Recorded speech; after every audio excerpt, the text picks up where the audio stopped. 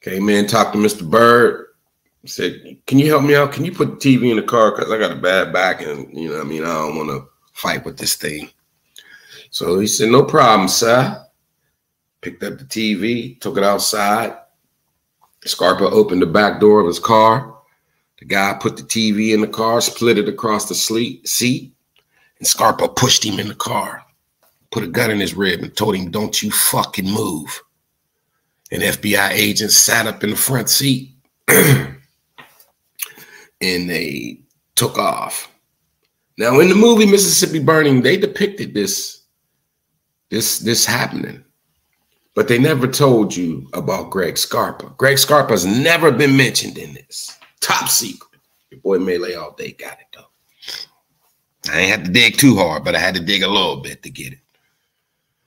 Greg Scarpa. They took this man to a house. Another picture of Greg Scarpa. This is more what he looked like around the time. They took this man, they drove hours away. They took him in a safe house. Took the man into a kitchen, taped him to a kitchen chair. Duct taped him to a kitchen chair. FBI agents went outside, windows open, listening. And Greg Scarpa proceeded to beat the living shit out of that man. And in between blows, he'd interrogate him. And Bird told him what happened. Scarpa went outside. He said, yeah, got him to talk. FBI said, he's lying. Scarpa said, nah, he's not lying. He's lying. Go back in there and tune him up some more. Scarpa went back in, beat him some more. Bird's insisting, that's the truth, that's the truth. Scarpa went back outside and said, man, this guy ain't lying, man. No way, I'm kicking his ass. He said, he's lying. Scarpa got pissed off. You know what he did? He went back in. He cocked the hammer back on a pistol, pulled the man's pants down, took a razor blade, put a few cuts by his dick and balls, and told him, I'm going to blow your fucking head off and I'm going to cut your fucking dick off. Before I blow your head off, I'm going to cut your dick off and then I'm going to blow your fucking head off. By now, the man's eyes swollen, lip busted. His ass has been kicked. He finally starts to confess. He tells him, the guys, the Sheriff Price, Billy Price, ain't that? There's always a Billy. Always a Billy somewhere around there. When at the Klan doing what they do, there's always a Billy. Billy Price, Deputy Sheriff Billy Price, Philadelphia, Mississippi. Pulled them boys over, charged them with speeding, and arrested all three of them. Took them to the jail cell. And while they was in jail, they got up a posse. A preacher man was the ringleader. They got the posse together.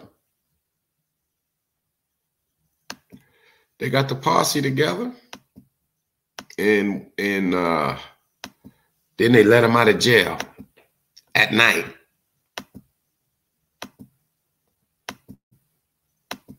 Trying to get the picture back up of the FBI, of the wanted poster. They let him out of jail.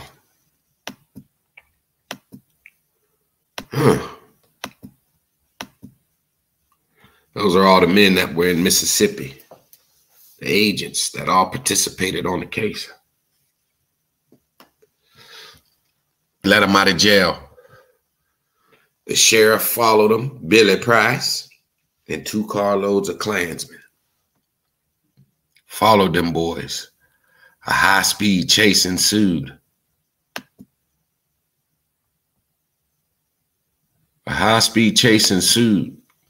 But eventually they got the best of him. They pulled him over and took him to a property. Some guy by the last name of Burridge, the richest man in Philadelphia, Mississippi, took him on his property, quickly shot all 3 of them in the head, burned the car, and buried the bodies in a mound dam. So, you know, the mound dam holding this water back, they would never be able to dig there. And so they would never find them. Boy, them country boys are smart, man. They country dumb, man, but they smart as hell. City slickers will never think like a country boy. Well, Billy Price told everything. They arrested the people. They were never charged with murder because the local, at the time, there was no civil rights laws of murder. You couldn't murder someone and be violating their civil rights because there was no such thing. And that's why that happening was an important time in American history for the future. Those 3 guys died martyrs because of their death. Civil rights laws were made. And then you could violate someone's civil rights by murdering them, and you could be charged with that. So those guys were never charged with murder because the local government never charged them.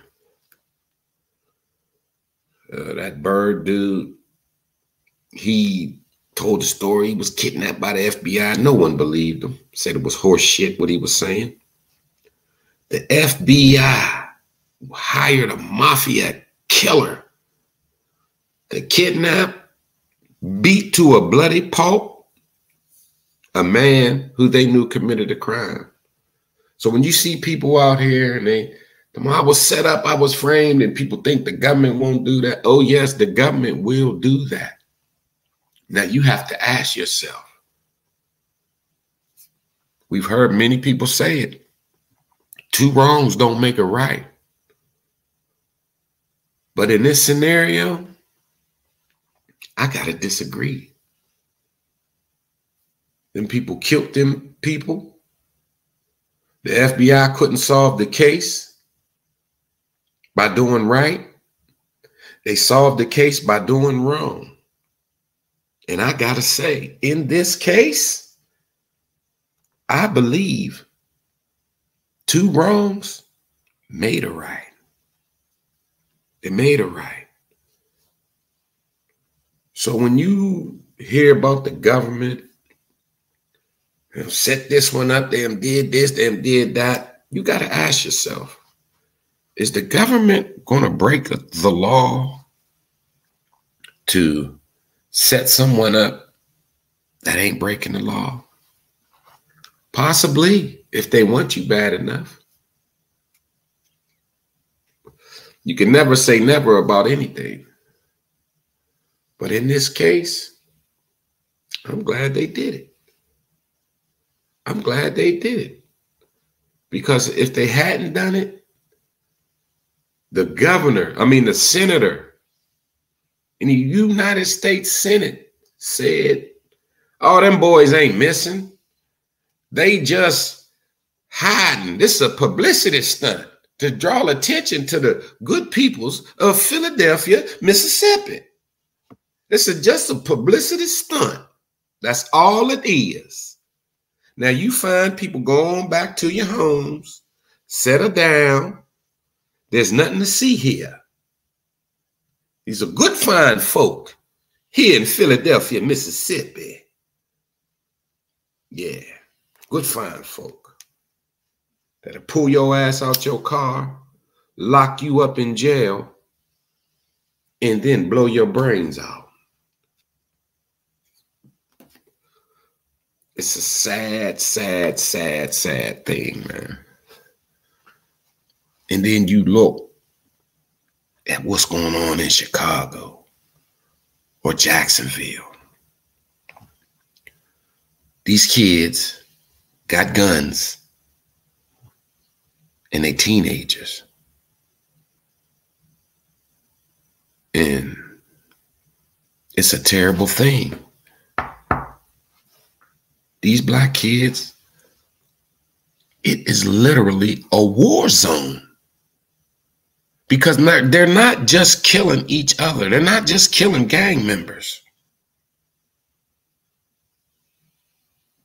Innocent bystanders, little kids, babies, senior citizens are catching stray bullets and they're getting killed. They said in Chicago, the worst place for you to go is to a goddamn gas station. Because at gas stations, that's where a lot of these thugs are running into each other. And they shooting it out. They bought that life. And when they let that trigger fly, the lead start flying and it ain't got no name on it. You catch one in the head, pow, you dead. They ain't just killing each other. Innocent people are losing their life. And it's just senseless violence. Black folks, especially in the South, humble, good peoples, hard workers, family men, family women, just want a better life. Just don't want to work themselves to the bone anymore. And if they have to, they want to get something out of it. Scratch, claw, struggle, strive to keep the dream alive. And you fast forward to 2021, and we just in these streets acting a stone cold ass. Over blocks and corners that they don't even own. Ain't making a dime on the old block. Ain't making a dime on 63rd. But they killing over it.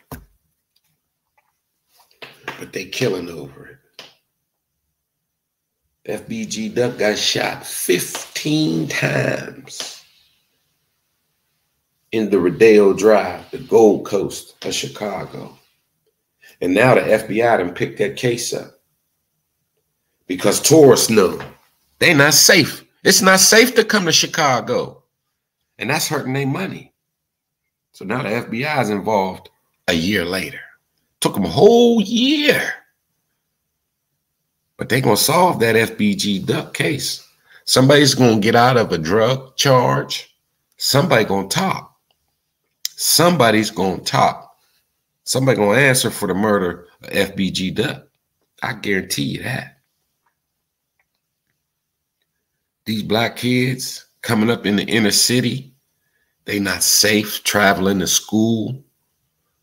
It's a damn shame for a kid to go to school. He got to ride a Port Authority public transportation bus. Ain't no school bus.